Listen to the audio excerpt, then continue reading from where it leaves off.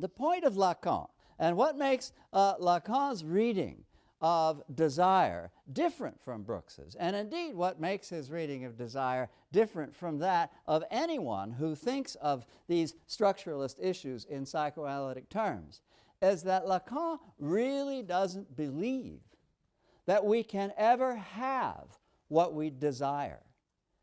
He has no doubt that we can have what we need. He makes the fundamental distinction between having what we desire and having what we need. The distinction is often put, and when you read Slavoj Žižek next week, who makes a much more central point of this, it's often put as the distinction between the big other, and later on we'll talk about why it's big, the big other, which one can never appropriate as an object of desire. It is perpetually and always elusive. And the objet petit a, the little object of desire, which is not really an object of desire at all, but is available to satisfy need. Sociobiologically, you can get what you need. Psychoanalytically, you cannot get what you desire. Now, the obvious gloss here, I think, is the Rolling Stones. If Lacan were the Rolling Stones, he'd have slightly rewritten the famous refrain by saying, you can never get what you want, right? But sometimes, if you try, and you got to try. I mean, even for what you need, you got to, you can't just sit there. Sometimes, if you try, you can get what you need. And so, and I'm sure that Mick Jagger had many sticky fingers in the pages of Lacan in order to be able, to make that important distinction. But I think it's one that perhaps you might want to salt away the next time you feel confused about the distinction between desire and need. Isn't it clear if we look at our most common daily experience of ourselves and of others, that how when we deal with another person, phenomenologically, that is to say the way we immediately experience them, we erase, abstract from the image of the other person, our partner, certain features which are simply too embarrassing to be kept in mind all the time. Like, I talk to you.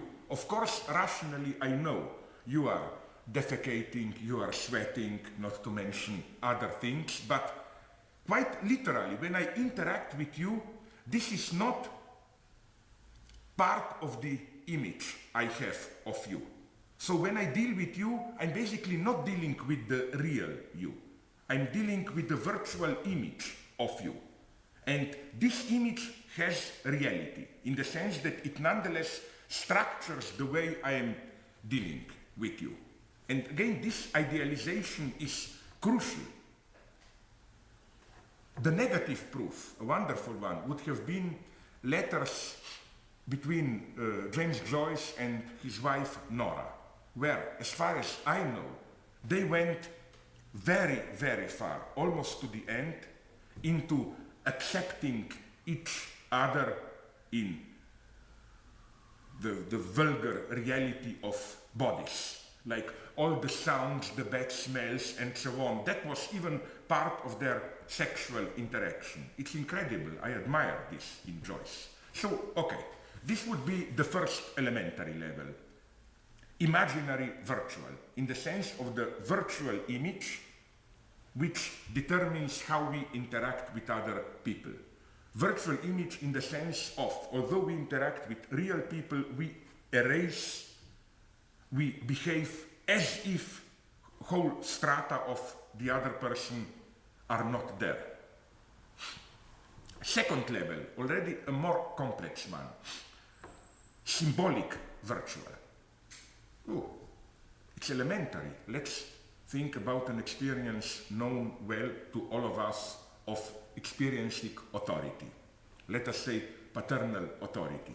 Isn't it clear that this authority, in order to be operative, in order to be experienced precisely, that's the nice paradox, in order to be experienced as actual, effective authority, it has to remain virtual. virtual in the sense of a threat.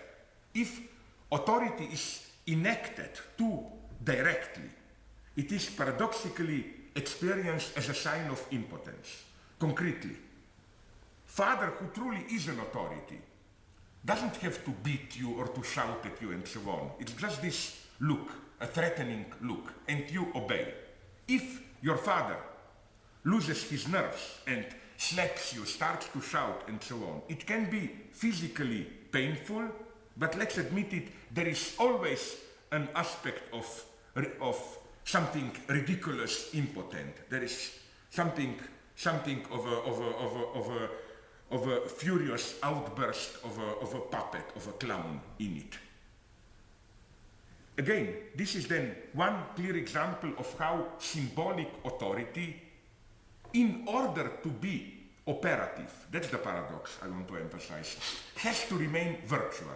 So it's not just it is actual already as virtual. No, it's actual only as virtual. If it's fully actualized as a realized threat, father beats you, shouts at you, it's self-destructive.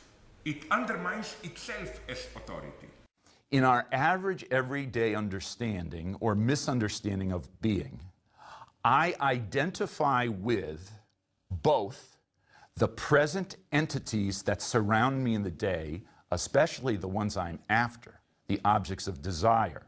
Money, for example.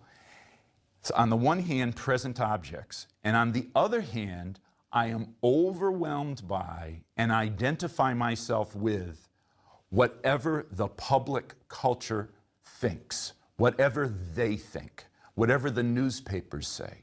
There is here in Heidegger a very basic critique of modern mass culture. Most of us live according to the they, rather than according to our own authentic phenomena of existence. Indeed, Dasein flees into the they self and absorption in things or entities. Why? Because, and now we're going to get Heideggerian existentialism, because Dasein wants to avoid angst or anxiety. Anxiety is not a bad thing for Heidegger. Anxiety is the proper response to the finite, open-ended nature of human existence. It's only when we begin to feel anxiety, and here we don't have to try to define anxiety too carefully except to say it's not the fear of a specific event, but an open-ended sense of fear or dread about existing as a human being. That fear is a good for Heidegger because it's only when we feel it that we're beginning to recognize the truth about human existence. Now, the truth of anxiety and what lies behind it is Sorge in German, or care. And this now brings us to the end of the first half of the book, Being in Time. I said there were two stages in the analysis of Dasein. We're now at the end of the first one. What Heidegger claims is that the fundamental truth about everyday human being is that we are care. Dasein existentially cares. It cannot not care. Its being is an issue for itself. To care is to be anxious. So the preliminary analysis of the average everyday existence of Dasein is that Dasein is care.